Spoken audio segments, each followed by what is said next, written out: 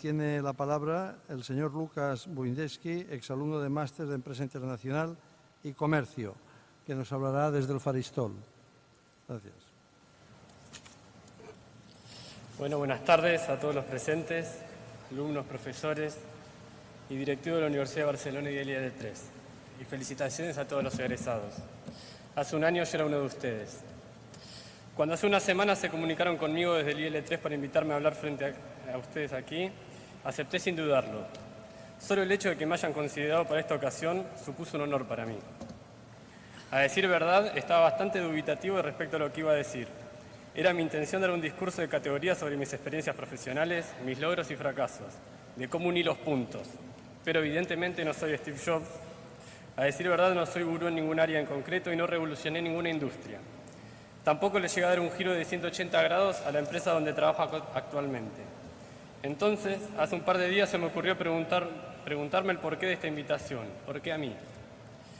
Académicamente en mi máster me fue bien. En el proyecto de investigación final nos evaluaron de forma excelente, lo que en su momento me puso muy feliz. Pero tampoco sentí que esto haya sido suficiente para merecer esta invitación. Mi intención aquí es la de transmitir algo que pueda ser de inspiración o de utilidad para ustedes. Pero sentía que en mi trayectoria no hay mucho que pueda inspirar a tantos profesionales. Entonces hice lo más simple.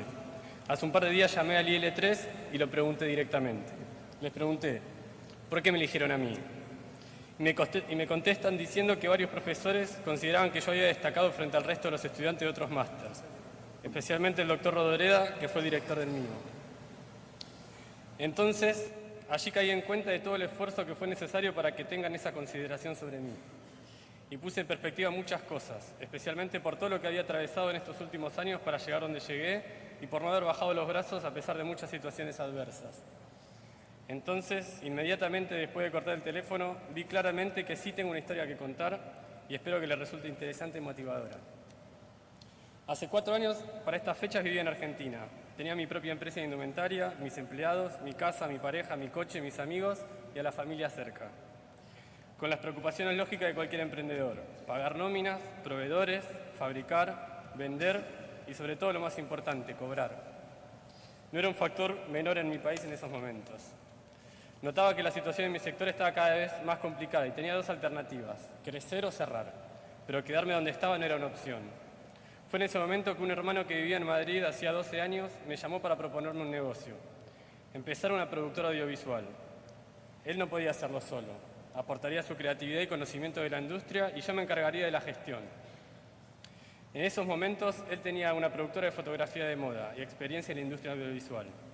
El primer proyecto ya estaba escrito y tenía un grupo internacional dispuesto a comprar el producto a un buen precio. Nos faltaba conseguir financiación, armar el equipo y comenzar a grabar. En los números era un proyecto magnífico, y qué mejor hacerlo con mi hermano, a quien yo admiraba profundamente. En resumen, cierro mi empresa en Argentina, pagando todas las indemnizaciones, liquidando los activos y comenzamos a preparar el plan de negocios y a trabajar de lleno en el proyecto. 2011. Era un momento duro, pero como nuestro producto era para vender a nivel mundial, no dependíamos del mercado local. De hecho, nos beneficiaba que grandes profesionales se encontraban en paro y estaban dispuestos a aceptar trabajos que en otros momentos no los hubiesen ni considerado. En fin, pasados 4 meses puse en alquiler mi casa en Argentina, nos mudamos con mi pareja a Madrid y comenzamos a trabajar en el proyecto. Logramos reunir el dinero para arrancar y al principio todo parecía ir sobre ruedas. Estábamos siguiendo los plazos y los presupuestos proyectados.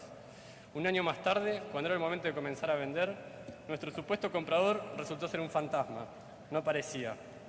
El proyecto había sufrido serios sobrecostes y mi relación con mi hermano cada vez se veía más resentida. Tal es así que para comienzo del 2013 tuvimos que comenzar a despedir personal y nos centramos en otros proyectos paralelos para sobrevivir.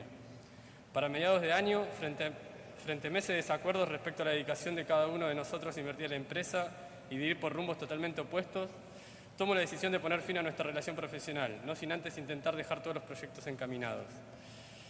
A finales de julio de 2013 me desvinculo completamente y decido que es momento de reencauzar mi carrera, volver a mis raíces, la industria textil.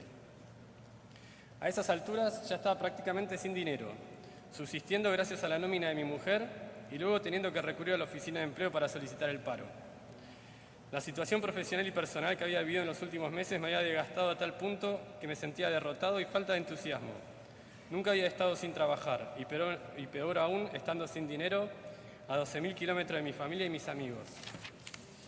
Intenté contactar con algunos de ellos y colegas en Argentina para hacer negocios juntos, vender sus productos en Europa, pero no tenía ni dinero ni ánimo para comenzar y todos los proyectos quedaban en la nada. Había algo que tenía muy claro: no había hecho tantos sacrificios ni tantos esfuerzos para volver a Argentina derrotado. Tenía la firme intención de triunfar en España y mostrarme a mí mismo que no era un mediocre. Allí es cuando decido comenzar a buscar trabajo en Barcelona. Sabía que había una gran concentración de empresas textiles aquí y comienzo a redactar mi currículum. Habían pasado más de 10 años de la última vez que había escrito uno.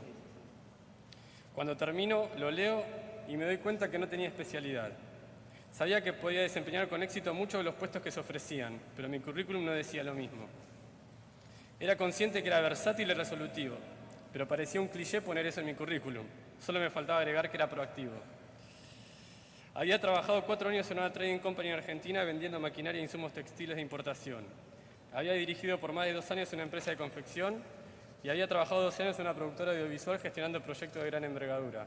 Conocía de la industria de confección, pero no era especialista. Conocía de la industria audiovisual, pero no era especialista. Conocía del comercio internacional, pero tampoco era especialista. Ahí me di cuenta que debía enfocarme y estaba convencido que el camino era especializarme en comercio internacional. Comencé a buscar cursos y posgrados hasta que encontré el máster de Empresa Internacional y Comercio Exterior en el IL3. Leí el plan de estudios y me pareció ideal para lo que buscaba. Me resultó conveniente que sea por la noche, ya que si conseguía trabajo podría compaginarlo con los estudios.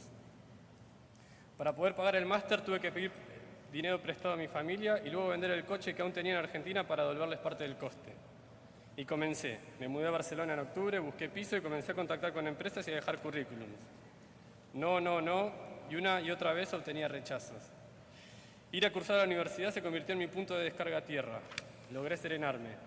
La interacción con mis compañeros y profesores se convirtió en fundamental para mí. Aprovechaba las asignaturas al máximo, especialmente porque era consciente de que era una oportunidad de oro. Me interesaba mucho aprender y sacar el mayor jugo posible a la experiencia.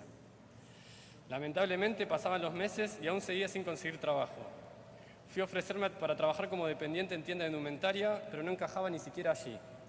Solamente tuve 2 ofertas de trabajo, muy alejadas de lo que buscaba y mal pagadas, donde tendría que trabajar hasta las 9 de la noche. Tuve que rechazarlas porque no estaba dispuesto a dejar el máster. En abril del 2014 conseguí un trabajo en una agencia de alquileres de piso de corta estancia para vacaciones. Era en el centro de Barcelona, no me pagaban bien y era muy básico y aburrido, pero era trabajo y podía compaginarlo con la universidad. De las 9 horas diarias que pasaba en esa empresa, 8 me las pasaba recriminando las decisiones que me hicieron llegar a esa situación. Finalmente, un día antes de la defensa de mi proyecto de investigación de fin de máster, tengo la entrevista en mi empresa actual, una empresa textil en Sabadell, responsable del departamento de ventas internacionales.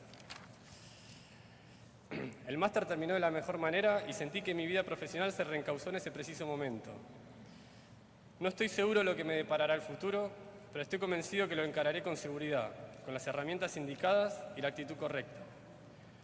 Algo que hoy me queda claro es que logré demostrarme a mí mismo que mi decisión de quedarme fue la correcta y que no soy mediocre.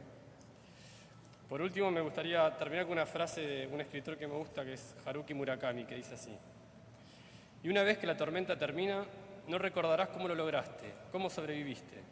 Ni siquiera estarás seguro si la tormenta ha terminado realmente.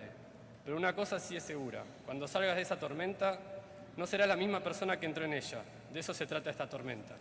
Muchas gracias.